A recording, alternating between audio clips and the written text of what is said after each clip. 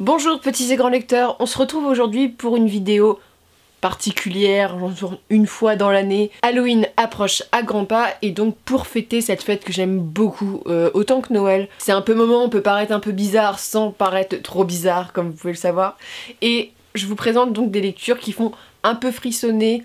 Parfois c'est des lectures, en fait j'ai pris des livres que je présente très rarement sur la chaîne parce que à chaque fois je vous présente un peu la même chose, j'ai l'impression. Halloween, je voulais pas vous faire des trucs exprès sur les sorcières, sachant que j'ai fait une vidéo sur les sorcières. Je voulais vous présenter des livres, je me suis dit c'est Halloween, qu'est-ce que je pourrais lire dans le mood d'Halloween, donc un peu de frisson, peut-être un petit peu de sorcellerie, un petit peu de trucs sympas, ou quand tu n'aimes pas trop les bonbons, ou quand tu as passé l'âge socialement d'aller taper aux portes des gens, bah tu te mets sous ta petite couette, tu sors ton petit chocolat, tes petites sucreries, et tu te regardes un bon film d'horreur, American Horror Story, ou de la lecture. On fait comme on le sent, et je vous présente ça donc tout de suite. Tous les livres que je vais vous présenter vont être des livres qui vont être un peu, comment dire, imaginaires, ésotériques, ce genre de choses. Là je vais vous présenter un polar, je me suis dit Halloween, ça peut être aussi pour les lecteurs le moment de lire un truc qui fait un peu frissonner, un truc qui te fait un peu en mode je ne suis pas à l'aise dans cette situation. Et je vous présente donc le livre de Louise May qui s'appelle Embrun. Donc c'est chez Pocket, c'est un livre qui m'a traumatisée. C'est ça passe ou ça casse dans la lecture. J'avais rencontré l'auteur qui me disait soit on aime, soit on n'aime pas. Il y a un plot twist au milieu du livre qui fait que toutes tes illusions sont bouleversées. Tu suis en fait une famille, tes voisins hyper cool que tu envies avec deux beaux enfants qui sont sportifs et aussi sont sportifs à moitié vegan, du genre ils s'habillent avec des vêtements écolos, toi t'es là, t'es un peu comme une sombre petite pelure et tu regardes ces gens briller et tu te dis ah t'as des gens qui ont plus de chance, qui ont plus de charisme que d'autres, c'est le cas, et donc ils vont partir en vacances sur une île, voilà, un peu se détendre, et sur l'île en fait ils vont être pris à partie, il va y avoir une tempête et la jeune fille va disparaître, va être enlevée. Ça c'est un peu le plot twist du départ, mais ce qui fait frissonner c'est que les personnages ne sont pas vraiment ce qu'on pense d'eux, et c'est hyper glaçant parce que l'ambiance elle est hyper sombre, t'es sur une île avec une tempête, il fait hyper noir, les gens sont vraiment dans l'optique de tuer ces personnes, donc t'es un peu en mode c'est super, et en même temps quand t'as le plot twist tu sais plus quelle partie prendre. Bref, c'est un livre que je vous conseille si vous aimez un peu le frisson, ça se lit très vite, c'est un page turner, et il est assez sanglant, effrayant, bref, ça reste supportable, mais je trouve que quand on est un peu une flippette comme moi, ça c'est déjà bien en termes de frisson, parce que je voulais pas me lancer dans des livres comme Sir Cédric où j'ai peur de trop être effrayée. Là on est sur du polar à frisson qui fait le taf, qui te dit faut un peu se méfier des apparences aussi, et c'est ce que j'aime bien, et pour moi ça l'a totalement fait, et l'auteur était très sympathique, je tiens à le souligner aussi. Après on va passer dans des sphères un peu plus imaginaires, et donc un peu plus frissonnantes aussi, parce qu'on ne sait pas si c'est réel ou pas, il y a des gens qui y croient et d'autres qui n'y croient pas. Je vais commencer par vous présenter les reines d'Halloween, les femmes qui, en ce jour, se disent c'est bon, c'est la journée où on peut sortir. Donc il s'agit des sorcières, et je vous présente un livre que je vous ai pas présenté qui s'appelle Sœur sorcière. Petit classique de la jeunesse, quand il y a quelques années, tout le monde le lisait. C'est un livre LGBTQ+, donc j'étais très contente de le lire parce que je m'y attendais pas. Tu suis le destin de trois sœurs. Ces trois sœurs vont être un peu les enfants de la prophétie. Il y a une prophétie qui dit qu'une des trois sœurs sera la plus brillante sorcière de son âge, et peut-être la plus terrifiante. Et donc, trois sœurs très différentes, dans une époque où on chasse, on brûle les sorcières. C'est un livre qui est très féministe, parce que ça dénonce énormément le patriarcat, c'est pour ça que j'avais beaucoup aimé, je trouve que pour la jeunesse c'est vachement sympa. Mais c'est fait avec goût quand même, c'est-à-dire que tous les hommes sont pas mauvais dans le récit, au contraire, t'as quand même, voilà, c'est pas féministe du genre on a vous jeter tous les hommes parce que c'est tous des cons. Non, là c'est vraiment une société de patriarcat, et tu vois qu'il y a certains hommes qui se disent il y a quand même un problème aussi dans cette société. Le pouvoir de la sorcière, une romance un peu qui change je trouve dans les récits, donc c'est chez Nathan, c'est un récit jeunesse. Moi j'ai beaucoup aimé ma lecture, c'est mignon, un petit peu effrayant parfois, et porteur de messages, c'est ce que je conseille vraiment pour ce genre de lecture. Et donc voilà, tu vas savoir quelle est la sœur qui va impacter le plus. C'est un livre qui sait prendre aussi des décisions, des virages importants dans l'histoire, et qui n'hésite pas à faire souffrir ses personnages, tu vois. C'est pas parce que c'est de la jeunesse qu'on va les surprotéger, au contraire, et c'est ce que j'ai apprécié dans ce récit aussi. Là les sorcières elles paraissent vachement plus vieilles, mais elles sont un peu plus jeunes dans le récit aussi, je tiens à le signaler parce que ça m'avait un peu marqué.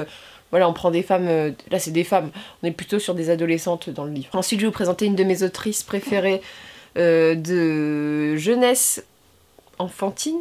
Ouais, enfant, que j'ai lu enfant et que je garde ces livres avec un amour inconsidéré.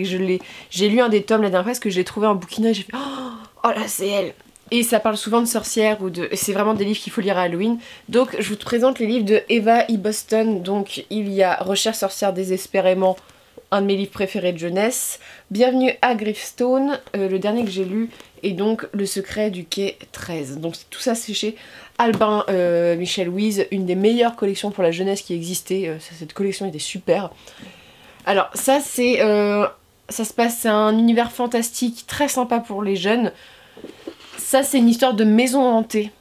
Où voilà, il y a des enfants qui vont partir chez leur... chez des oncles ou de la famille et en fait ils vont se rendre compte que le château il est pourri de fantômes et donc ils vont devoir un peu vivre dans ce château qui a des petits problèmes et c'est enfantin mais c'est très mignon.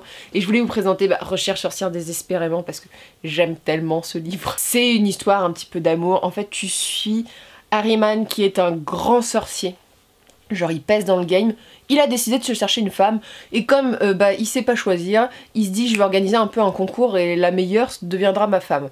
Et donc t'as cette jeune fille qui pratique la magie blanche qui en est très amoureuse et elle participe, sauf qu'en fait elle se retrouve avec plein de sorcières qui sont beaucoup plus puissantes qu'elle ou du moins beaucoup plus viles, notamment cette fille là. Et elle doit un peu composer avec ça, c'est un petit tournoi, bref, j'ai adoré. Quand j'étais jeune c'était la grosse éclate, donc pour les enfants, pour cet Halloween, je trouve que c'est une lecture qui est très adaptée et j'ai beaucoup d'attachement pour ce livre. Je l'ai lu il y a, voilà c'est tout petit mais avec très peu de pages, l'enfant qui était en moi avait passé un moment de lecture extraordinaire. Je vais vous présenter deux petits livres ensuite d'un des plus grands auteurs actuels, du genre tout le monde en parle. Je n'ai lu que ces petits livres et je n'ai pas encore lu sa grande série 1Q84 parce qu'elle me fait un peu peur et le sujet des sectes, j'adore ça mais je sais pas si je suis prête psychologiquement pour le lire. Je vous présente Haruki Murakami, donc L'étrange bibliothèque et Sommeil. J'ai lu aussi un truc avec des écureuils mais ça faisait moins peur. C'est des petits livres, des collections spéciales sorties par 10-18 qui sont magnifiques. Sommeil, c'est une histoire assez complexe. C'est l'histoire d'une femme qui n'arrive plus à dormir. Et tu vas la suivre pendant 17 nuits où elle va avoir un peu des hallucinations, il y a beaucoup de réflexions. C'est une expérience ce livre. En plus, ces livres-là sont illustrés il me semble. Voilà, Anna Karenine a un grand impact dans ce livre-là. Mais il est très malaisant, très... je sais pas, il y a quelque chose d'un peu sinueux, d'un peu ragoûtant, je sais pas, il y a vraiment une impression un peu que le livre, je sais pas, il fait des trucs que t'as pas trop envie, mais il est super, l'expérience elle est super, l'histoire est géniale, et en fait on me l'a offert quand j'avais des troubles du sommeil assez importants à cette époque-là. Et ça m'a pas rassurée pour dormir plus, mais j'ai trouvé ça très intéressant parce que c'est un peu de psychose, psychologie, tout ça, donc c'est très bien. Et L'étrange bibliothèque... Merde. Voilà, et j'y suis allée un peu trop vite en besogne. Donc L'étrange bibliothèque, tu suis un jeune homme qui se rend dans... un enfant, je crois même, qui se rend dans une bibliothèque. Il va être capturé dans cette bibliothèque et on va le forcer à apprendre tous les savoirs. Et son but, c'est de s'échapper de cette espèce d'entité qui veut le faire apprendre, quitte à le faire mourir. Et donc il va être aidé par un fantôme dans cette histoire. C'est aussi illustré.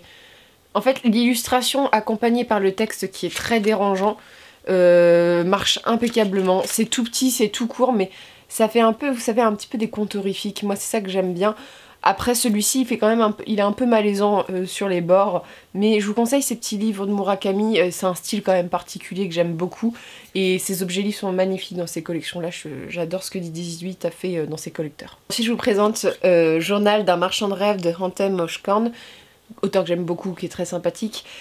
C'est l'histoire d'un jeune homme qui est fils de star à Hollywood, je crois, qui se retrouve en hôpital psychiatrique et qui nous livre donc son testament, son journal intime, et il rêve notamment d'une jeune fille. Ce livre, en fait, je l'ai mis parce qu'il n'est pas si horrifique que ça. Par contre, voilà, il y a l'ambiance hôpital psychiatrique du début, et surtout, tu plonges dans l'univers des rêves, du monde qui... tu sais pas où t'es un peu perdu. C'est hyper original et j'avais envie de vous en parler parce que la couverture je trouve qu'elle est très percutante pour Halloween, c'est vraiment très esthétique pour ça. Mais je vous laisse découvrir cet auteur qui a une plume très particulière que j'aime bien, j'accroche bien. Voilà, on est dans du dark steampunk. C'est vrai qu'il y a un petit côté steampunk dans le roman aussi, j'avais totalement zappé, mais je vous conseille ce livre qui est très sympa. C'est une petite expérience ce livre. C'est typiquement le genre de livre qui n'est pas publié par des grosses maisons d'édition parce que c'est trop original ou le style de l'auteur est pas habituel. Vous savez, c'est pas un truc travaillé pour le commercial, c'est ça qui est très intéressant dans ce livre. Donc je vous laisse découvrir cet univers un peu mystique aussi parfois. Je me souviens qu'il y avait des périodes, ça se passait aussi un peu dans le désert, bref.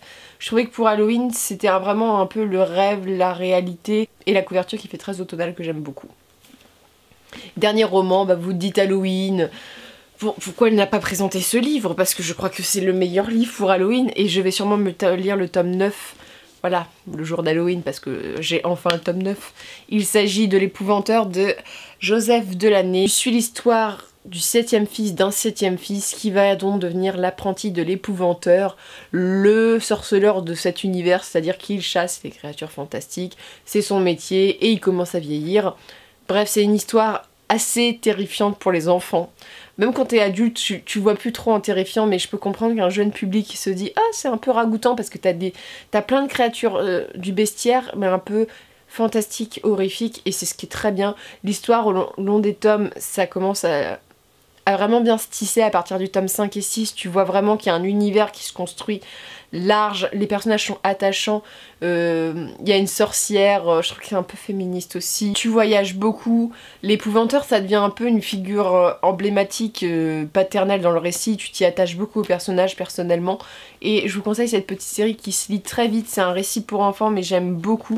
La plume elle va toute seule, voilà, c'est un classique de la littérature halloweenesque, voilà, pour moi, et je vous conseille cette série à fond. Après, si vous êtes des adultes, ne vous attendez pas non plus à subir voilà, du Stephen King ou ce genre de choses. Là, t'es un truc pour les enfants, mais t'as quand même ton petit lot de frissons si t'as une flippette. Hein. Pour moi, c'est très suffisant, largement suffisant, et j'aime beaucoup cet univers. Ensuite, je vais vous présenter des livres qui sont des livres beaux livres, on va dire, pas des romans. Le premier, c'est une maison d'édition que je vous présente souvent, que j'aime beaucoup, c'est l'encyclopédie des revenants et des non-morts, des fantômes, des vampires et des zombies du Héron d'Argent. Bref, voilà, c'est beau, quoi, il n'y a pas autre chose à dire. Il y a une maquette sublime, un papier, franchement une très bonne édition. C'est ce que je préfère au Héron d'Argent, ils ont vraiment une qualité sur les beaux livres, c'est vraiment sublime. Et voilà, il y a un style, faut aimer le style de graphisme, mais je trouve que c'est très sympa. Ça parcourt le bestiaire horrifique, donc après moi en créature fantasy je m'y connais un petit peu, faut dire ce qui est, mais c'est toujours un plaisir de voir des livres qui les représentent, aussi des nouvelles interprétations, j'avais appris des choses là-dessus. Voilà, il y a les lavandières, Kitsune, tu voyages dans le monde entier aussi, c'est bien parce que tu t'arrêtes pas aux bestiaires européens ou indo-européens. Voilà, je crois que tu as les Américains, tu as l'Amérique du Sud, l'Asie, l'Afrique aussi il me semble, donc je trouve ça bien parce que tu vois, on n'est pas un peu centré comme ça en disant non. Là on est vraiment sur du bestiaire très large et c'est vraiment le point fort. Bref, je vous conseille ce livre qui est un très beau livre illustré à lire en famille si vos enfants ne sont pas des flippettes, mais franchement c'est un très beau livre. Ils en sortent d'autres bientôt, j'ai trop hâte, ce genre de livre, mais les beaux livres pour Halloween c'est quand même le petit plus, voilà. Et enfin je vais vous présenter un livre qui est un livre, on va dire ésotérique, qui est un livre que j'ai adoré, que j'ai reçu à Noël il y a quelques années et j'étais très contente et j'ai appris un nombre de trucs hallucinants. Alors c'est pas qu'ésotérique, je vais vous en parler tout de suite, il s'agit de l'Atlas des lieux maudits d'Olivier Le Carrère.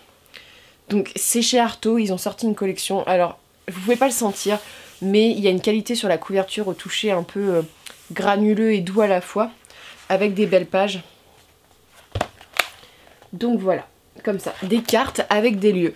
Et en fait ce qui est hyper intéressant c'est que on dit des lieux maudits, mais c'est maudit dans le sens c'est des lieux un peu dangereux aussi. Donc par exemple t'as des lagons empoisonnés, l'île aux serpents, l'archipel du massacre quand il y a eu des massacres en grand nombre.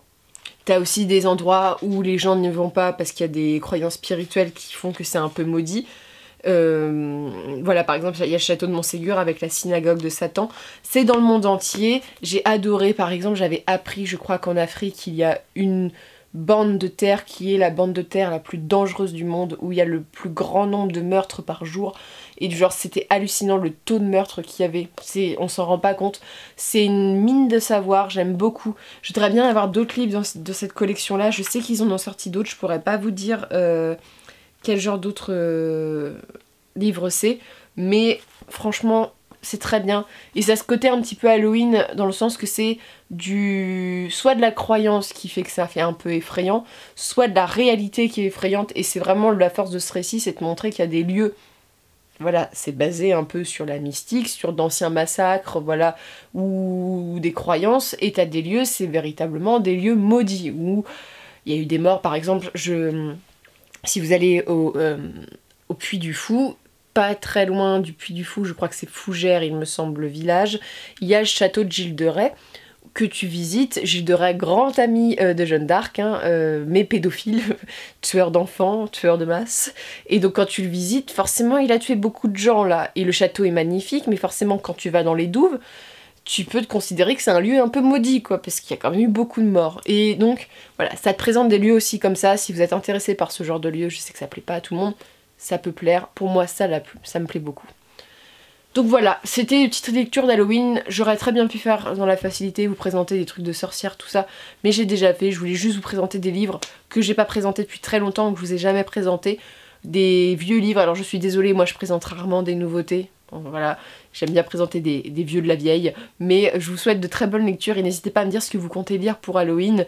Voilà, si vous êtes prévu petite soirée lecture ou petite soirée pas lecture, typiquement, moi je pense que je vais me regarder un bon épisode de American Horror Story et peut-être un petit film d'horreur des années 80 parce que moi en fait, je suis tellement une flippette que les vieux films d'horreur me dérangent pas jusqu'à 2000, 2010. Après, c'est trop réaliste les effets spéciaux, donc ça me met mal à l'aise.